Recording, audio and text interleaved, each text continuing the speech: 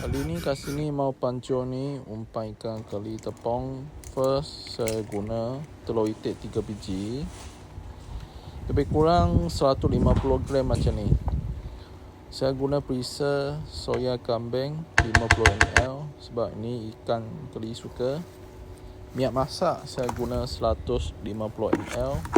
Semua masuk bekas. Itu telur mau kasih pecah dan campur rata dekat ini tong dalam. Tepung saya guna 350 gram. Campur, masuk, dicampur rata.